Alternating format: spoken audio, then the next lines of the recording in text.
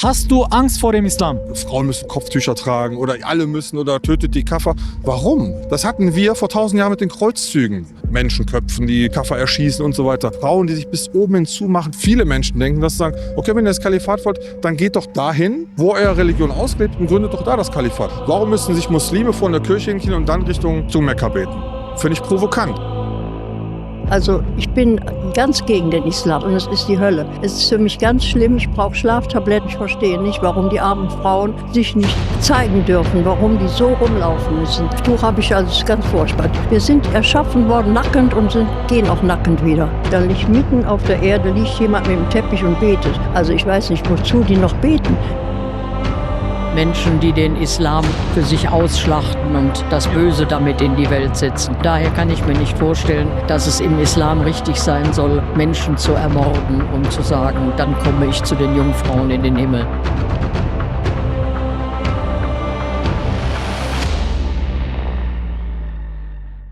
Wovor hast du am meisten Angst in deinem Leben? Eine gute Frage. Ehrlich sagen, Tod. Vor Krieg? Haben Sie Angst, dass der Krieg in Deutschland ausbricht? Ja, natürlich. Naja, er ist ja nicht weit weg. Er ist ja schon in der Ukraine und Tod. Meiner Familie sowas passiert, also Tod generell, Krankheiten und sowas. Ich würde schon sagen, so Einsamkeit. Alleine sein, ohne Familie, ohne niemanden, so ohne Freunde. Momentan habe ich ehrlich gesagt mehr vor der politischen Entwicklung Angst, für gesellschaftlichen Entwicklung. Und das ist das, was mir eigentlich für die Zukunft Sorgen macht. Ja. Vermutlich ist mir was Ungerechtes passiert, was ich nicht kontrollieren kann. Was denn zum Beispiel? Das ist ganz abstruse Dinge, aber KI kriegt Superintelligenz und ich lande im Knast, weil ich ChatGPT zu gemein war. Ne? Vielleicht vor einem unplanbaren Überfall in der Dunkelheit. Ja, dass irgendwas Unvorhergesehenes passiert, was natürlich meine Gesundheit betrifft. Mein Leben zu verkacken, also zu verpassen. Das heißt, keinen richtigen Job zu kriegen, keine Familie, keine Freunde, einfach dass allgemein nichts in meinem Leben läuft, würde ich sagen. Dass ich nicht das erreiche, was ich erreichen will im Leben. Ja, würde ich auch so sagen, so meine Familie enttäuschen und sowas. Ich habe eigentlich gar keine Angst im Leben, Dass ich pleite gehe. Dass meinem Sohn was zustößt oder meiner Familie. Dass ich gebrechlich werde. Und jetzt mit 90 Jahren fühle ich mich so noch ganz gut und dass ich noch ein bisschen aushalte. Ich würde jetzt sagen meine Mutter, aber die ist ja schon von uns gegangen. Also eigentlich ehrlich gibt es da nicht so groß viel. Vielleicht das zu verlieren, was ich aufgebaut habe. Auch Familie, Tiere, mein Zuhause. Ich glaube, wenn ich alt bin, nicht alles gemacht zu haben, was ich alles machen wollte. Ich glaube, ich will nichts bereuen, auf jeden Fall. Ich hätte jetzt auch sowas gesagt. Ich möchte mich nicht eingeschränkt fühlen in meinem bisherigen Leben irgendwie. Ich glaube, meine schlimmste Vorstellung wäre, irgendwann nicht mehr über mein eigenes Leben bestimmen zu können. Also keine Macht mehr zu haben, so dass ich nicht mal weiß, was ich mache. Ja, eigentlich auch so. Am Ende meines Lebens halt nicht glücklich zu sein mit dem, was ich gemacht habe. Haben Sie Angst vor dem Islam? Ja. Dürfte ich fragen, wieso Sie Angst? Ist das persönlich oder allgemein? Nein, das ist persönlich. Ich habe jetzt schon so viele kennengelernt. Ich habe es gut gemeint im Haus und es ist die Hölle. Es ist für mich ganz schlimm. Ich brauche Schlaftabletten, weil über mir, die sind sowas von laut und widerlich. Also ich bin ganz gegen den Islam. Das war eine deutsche Frau, die dazu übergetreten ist und hat jetzt den ganzen Talar an. Ich verstehe nicht, warum die armen Frauen sich nicht zeigen dürfen, warum die so rumlaufen müssen. Und die Männer, die gehen schön locker und die Frauen latschen hinterher und das gefällt mir nicht. Also ist es dann das Kopftuch oder die Bedeckung, wovor Sie Angst haben? Kopftuch habe ich, also das ist ganz furchtbar. Und dann kommen manche ganz zu, die dürfen nur die Augen noch zeigen und gehen dann zur Bank. Finde ich unmöglich. Ne? Wir sind erschaffen worden nackend und gehen auch nackend wieder. Welcher Religion gehören Sie? Ich bin evangelisch. Wie sieht denn die heilige Maria denn in der Kirche aus? Haben Sie mal die Fotos gesehen? Ich gehe auch nicht mal zur Kirche, weil da so viel Schlimmes passiert ist, dass ich die Kirche auch bis oben habe. Mache ich nicht mehr. Ich bin getauft, bin noch konfirmiert, alles. Aber die Kirche ist für mich aus. Auf den Fotos hat sie immer ein Kopftuch an und ein sehr langes, breites Kleid an. Das sieht doch eher sehr muslimisch aus, im Gegensatz zu christlich, oder nicht? Nicht, ob das jetzt muslimisch war, keine Ahnung. Also da habe ich nichts mit zu tun. Ich fuhr zurzeit in Urlaub mit dem Auto. Und auf einmal denke ich, oh, da geht es jemand schlecht. Da liegt mitten auf der Erde jemand mit dem Teppich und betet. Also ich weiß nicht, wozu die noch beten. Die Welt ist so kaputt, wir brauchen nicht mehr beten. Aber wieso sollte man denn Angst vor einem Menschen haben, der jetzt betet? Was kann er denn Schlimmes tun? Nee, der kann für sich ja beten, wenn er gläubig ist. Aber ich bin nicht mehr gläubig. Mir hat man meinen Mann früh genommen, mir hat man meine Schwester genommen. Alles, was ich lieb hatte, ist weg. Das heißt ja, dass es irgendwo weitergehen gehen muss. Ihr Mann ist verstorben, aber sie lieben ihn immer noch. Sie möchten ihn wieder treffen oder nicht. Meine Seele, die lebt ja weiter. Mein Körper bleibt nur hier. Und sie werden ihren Mann auf der anderen Seite wiedersehen, wenn sie gute Taten gemacht haben. Wenn man daran glaubt, ist ja gut. Also ich nicht mehr. Wenn wir uns die Erde jetzt mal hier ansehen, jetzt ist Winter, jetzt ist das Gras verstorben, die Bäume sind jetzt verstorben, aber ich weiß ganz genau, dass es im Frühling wiederkommt. Das heißt, dass ich nach dem Sterben wieder auferstehen werde. Ich habe noch keinen erlebt, der auferstanden ist. Also ich glaube nicht dran. Also lassen Sie mich bitte jetzt in Ruhe. Hast du Angst vor dem Islam? Schwierig. Das ist jetzt eine ganz böse Frage. Eigentlich nicht, nee. Wahrscheinlich wird vieles aufgebauscht. Also ich muss dazu sagen, ich bin ja selber Halbgrieche und ich habe russische Nachbarn, türkische Nachbarn, ich bin mit Türken aufgewachsen. Wenn das so gelebt wird oder wenn der Islam so wäre, wie ich das von meinen Nachbarn und so kenne, würde ich sagen, nein. Nö, habe ich nicht. Nein, ganz klar, nein. Ehrlich gesagt, nö, weil ich auch nicht weiß, was der Islam macht. Ich weiß, was manche Leute erzählen und drüber reden, aber genaues kann ich Ihnen dazu auch nicht sagen. Nein. Nein, also wenn der nicht in Form von Fundamentalismus auftritt, dann habe ich da keine Angst vor. Aber ich habe vor jeder Religion Angst, die fundamentalistisch auftritt. Also es ist eigentlich keine Frage der Religion. Es gibt jetzt so Gruppen, die sind schon sehr extrem. Die haben schon was gegen viele Leute so. Aber sonst, ich habe eigentlich keine Angst vor dem Islam, weil ich bin ja selber Moslem. Nein, habe ich nicht. Nein, natürlich nicht. Der Islam ist eine Religion wie jede andere auch. Das ist eine Frage von Interpretation, eine Frage, wie man da rangeht. Aber vor allen Dingen ist es auch eine Frage der eigenen Gesellschaft, in der man lebt. Die Gesellschaft ist auch davon abhängig, wie andere Religionen gesehen werden. Man muss vor anderen Religionen keine Angst haben. Und die Leute, die mal meinen, sie müssen andere Religionen verteufeln oder meinen, sie müssen zur Verantwortung ziehen, die sollen erstmal gucken, was die eigene Religion angerichtet hat. Ja, es gibt keinen Grund, vor Religion Angst zu haben. Religion sollte keine Angst machen, Menschen machen einem Angst. Nö, ganz im Gegenteil. Also ich bin nicht religiös, aber wenn ich religiös wäre, scheint mir das nach so einer Religion, wo ich gut mitmachen könnte. Ich bin als Christ aufgewachsen, streng genommen bin ich katholisch, aber wenn ich jetzt nochmal von Null wählen müsste, scheint mir das sehr viel sinnvoller als Christentum. Aber so wie ich es verstehe, ist man ja auch, im Islam sieht man ja auch Jesus auch als, nicht Messias, aber als Botschafter Gottes, oder? Ich sage, das scheint mir sehr viel mehr aufschlüsselt. Also die Muslime, die ich kenne, scheinen mir sehr viel sympathischer über den Glauben als viele Christen, die da extremistisch sind. Mit der ersten Sache hast du recht. Also Jesus ist ein großer Prophet im Islam. Aber vor dem Propheten Mohammed kam Jesus. Aber wir sehen Jesus anders als Gott, weil das sind verschiedene Persönlichkeiten. Auch in der Bibel steht zum Beispiel, Jesus sagt, ich muss gehen, damit der Rechtsleiter kommt. Das zeigt mir, dass Jesus, wenn ich Jesus folgen würde, dass ich dem Propheten Mohammed auch folgen muss, weil er kommt auch in der Bibel vor. In der Bibel steht zum Beispiel, Fahrradlied kommt. 1:1 heißt das Mohammed. Also wenn ich sozusagen ein praktizierender Christ bin, müsste ich Jesus folgen. Und wenn ich Jesus folge, müsste ich auch dem Propheten Mohammed folgen. Weil das ist die Vollendung der ganzen Religion, der Islam. Die Bibel wurde ja auch später sehr viel verändert. Aber der Koran, der ist seit 1400 Jahren unverändert geblieben. Es gibt jetzt über 1,5 Milliarden Muslime auf der Welt, die lesen genau den gleichen Koran. Keine Veränderung eines Menschen. Wir glauben an alle heiligen Bücher, aber unveränderte Bücher. So in gewisser Weise gibt es ja verschiedene Sachen. Wir haben ja irgendwo, kommen wir an die Grenzen der Physik, der Mathematik. Ist das Gott? Wer weiß. Aber ich glaube, das beschäftigt mich jetzt ehrlich gesagt nicht so viel in meinem Leben. Nein, ich habe keine Angst. Nö, gar nicht. Weißt du, wieso vielleicht die Gesellschaft sehr viel Angst vor dem Islam hat? Verschiedene Situationen einfach in der Welt, von Terrakten auch kann sein. Aber also ich habe ehrlich fast gar keine Menschen gesehen, die irgendwelche negative Erfahrungen mit islamischen Leuten haben. Ich glaube, das hat auch auf jeden Fall viel medial zu tun. Ne? Also wenn man jetzt auch, sage ich mal, jeden Tag darüber berichten würde, wie viele ärztliche Unfälle es gäbe, dann hätte auch, glaube ich, jeder Angst, zum Arzt zu rennen. Aber eigentlich ist das ja eine sehr friedliche Religion und macht uns am Ende des Tages zu besseren Menschen. Und das ist ja was Schönes so. Ich denke auf jeden Fall, dass sie Angst davor haben, dadurch, dass in den Medien oft halt nur so welche Fälle angesprochen werden, wie zum Beispiel jetzt von Islamisten.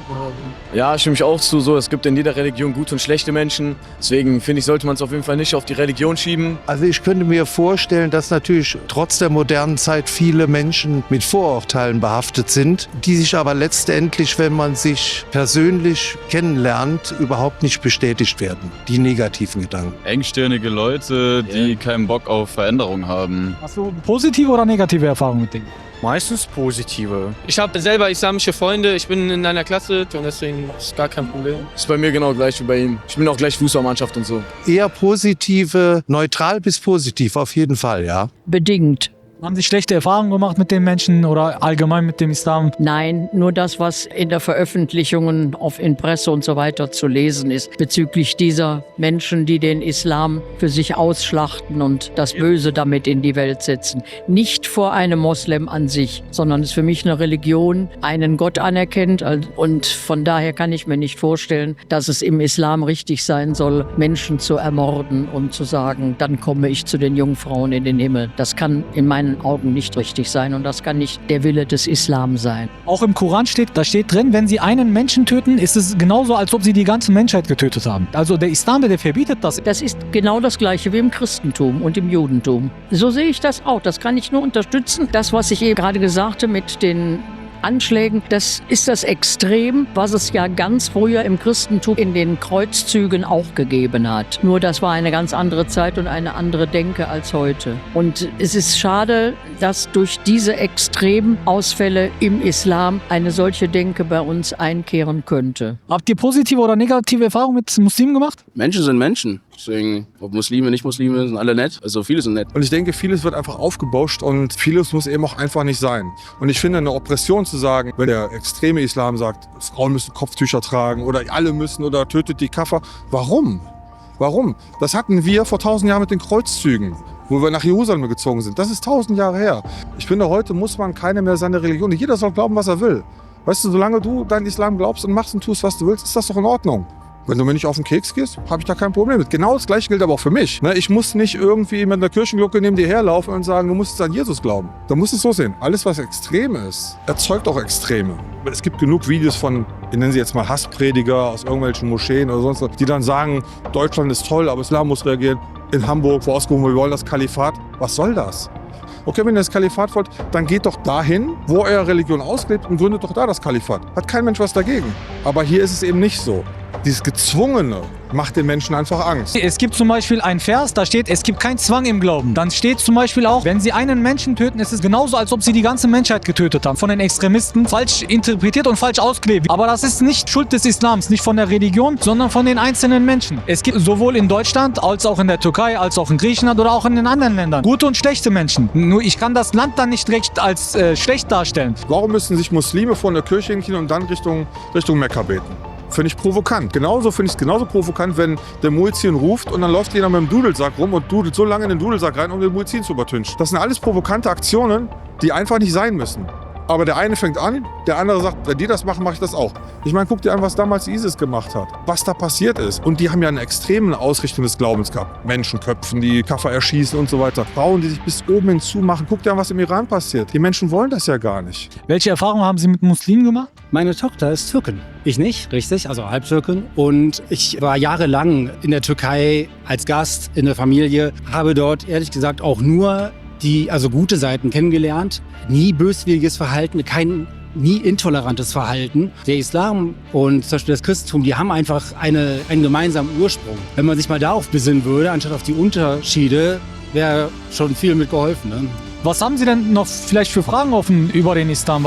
Ich habe mich ja auch schon viel damit beschäftigt und habe ja auch gesehen, dass es einfach viele Gemeinsamkeiten gibt, auch mit dem Christentum oder auch anderen Religionen. Und weswegen ich zum Beispiel auch ausgetreten bin aus dem Christentum, ist einfach, dass die Menschen, die dahinter sind, die sowas steuern, dass ich damit eher ein Problem habe, als mit dem Glauben an für sich. Ich glaube, man muss jetzt nicht dem Islam dazugehören, man muss nicht dem Christentum dazugehören, um ein guter Mensch zu sein, sondern sich vielleicht einfach nach grundsätzlichen Regeln richten, die alle Religionen eigentlich beinhalten. Ne? Zum Beispiel, wir haben ja jetzt ein Auto, ein BMW und dort, wenn da jetzt ein Zeichen kommt, ein Warnzeichen, dann heißt es doch, dass es irgendwo einen Fehler gibt. Da muss ich mir das Benutzerhandbuch ja angucken und dort steht ganz genau drin, was ich mit dem Auto jetzt machen muss. Muss ich in die Werkstatt fahren? Muss ich zum Beispiel Öl nachfüllen? Muss ich die Filter auswechseln? Etc.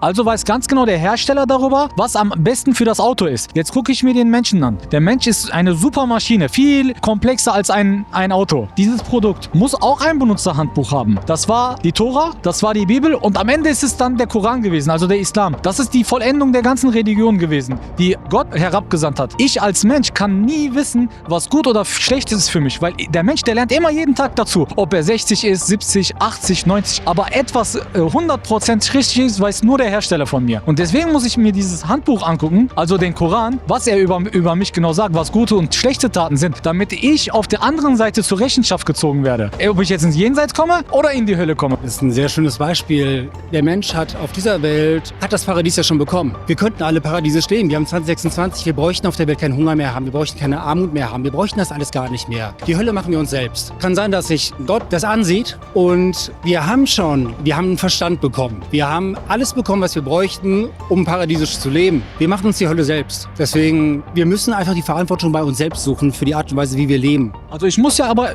mich nach irgendetwas richten, weil in der Schule ist das ja so, der Professor, der hat die Klausuren dann halt verteilt und ich hatte dann 90 Minuten Zeit dafür, die Prüfung einmal auszufüllen, ob was richtig und was falsch ist. Würde der Lehrer eingreifen, würde der sagen, ey, guck mal, du machst da was falsch, dann würde das gegenüber den anderen Schülern unfair sein, oder nicht? Also kann der Professor oder der Lehrer mitten in der Prüfung nicht eingreifen. Deswegen greift Gott in dieser Welt, in dieser kurzen Welt zwischen 60, 70, 80 Jahren sich nicht hier ein, weil diese Welt ist vergänglich. Aber wir gehen irgendwo hin, wo es unvergänglich ist, wo es was unendlich ist. Das Wichtige ist eigentlich da drüben. Hier ist es eine Prüfung für mich, damit ich ins Paradies komme. Was die Menschen daraus machen, das ist ihre Sache. Ich muss am Ende selbst Rechenschaft dafür ziehen. Ich versuche praktisch einfach nur weitgehend nicht auf Kosten anderer Menschen zu leben. Wenn wir das alle zusammen hinkriegen würden, uns einfach nur einschränken würden, ich glaube, würde es uns allen besser gehen. Und wenn es uns allen besser geht, dann heißt das auch, dass wir auch alle bessere Menschen werden, weil wir weniger unzufrieden sind. Eine islamische Säule, dass man Almosen abgibt, jedes Jahr. Wenn man mehr als 80 Gramm Gold hat beiseite, ist man sozusagen islamisch reich. Sollte man mindestens 2,5% davon den ärmeren Leuten abgeben. Das heißt, wenn das doch jeder Mensch auf dieser Welt machen würde, erst recht die Reichen, dann würde es auch keinen Hunger mehr geben. Ja, natürlich. Das hat mit dem Islam nichts zu tun. Das hat mit Religion nichts zu tun. Da stehen die Leitfäden drin, wie es sein sollte. Für die Leute, die vielleicht das in ihrem sozialen Umfeld nicht gelernt haben, wie man so handhabt. Aber dieses Anhäufen von Reichtum. Ich gönne jedem, dass er Geld hat, auch dass er viel Geld hat. Aber es gibt einfach eine Grenze, da muss man sagen, da wird es unanständig. Aber viele haben ja diesen Verstand nicht. Deswegen sagt ja Gott, guck mal, ich gebe euch eine Richtlinie, ich gebe euch ein Handbuch, daran müsst ihr euch halten. Und danach kann er uns ja nur sagen, okay, ihr habt jetzt die Prüfung bestanden oder ihr habt die Prüfung nicht bestanden, wie in der Schule auch. Deswegen müssen wir uns nach etwas richten. Was Gutes und was Schlechtes ist eine persönliche Wahrnehmung. Ist immer für jeden anders. Für dich ist vielleicht ein guter Mensch zu sein, 5 Menschen aus der Armut zu retten. Für andere sind das vielleicht 5000. Das ist etwas persönliche Wahrnehmung. Ich würde dir nur an Herzen zu legen, dass du mal vielleicht mit der menschlichen Seite vom Islam dich auch beschäftigst. Weil dort stehen genau die gleichen Punkte drin, die du auch gesagt hast. In vielen Versen. Man soll Menschen helfen, man soll älteren Menschen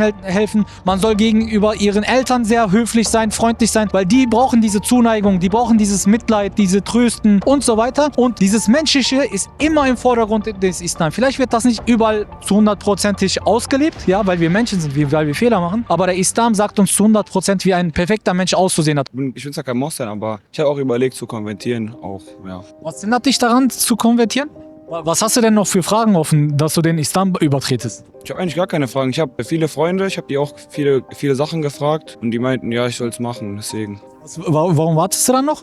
Eigentlich warte ich nicht, ja. Ich mache das jetzt bei einem Kollegen. Ich habe nächste Woche Geburtstag, dann würde ich das machen. Wieso führst du das Glaubenbekenntnis denn nicht heute schon durch? Weil es kann ja sein, dass du in dieser Woche auch noch sterben kannst als Nicht-Moslem. Ja, weil du das Glaubenbekenntnis noch nicht durchgeführt hast. Aber du kannst das ja heute und vielleicht auch nächste Woche an deinem Geburtstag mit deinen Kollegen durchführen. Wieso nicht? Weil vielleicht hat uns Gott ja hier hingeschickt als Schicksal, dass wir heute zusammen vielleicht das Glaubenbekenntnis einmal durchführen.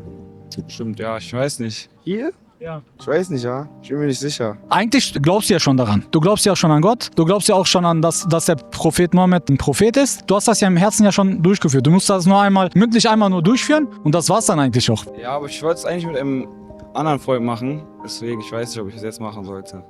Freut mich auf jeden Fall, dass du sowas vorgenommen hast, dass du Moslem wirst. Herzlichen Glückwunsch, Mashallah. Dürfen wir das Video auf YouTube veröffentlichen? Ja, warum nicht? Ja, eigentlich sehr gerne. Ja. Ja, klar. Ja. Ja. Ja, klar. Sehr gerne. Kein Problem. Können Sie machen, ja. Klar. Ja, oder? Klar, mach. Ja, natürlich. Das ist mir egal, was sie veröffentlichen.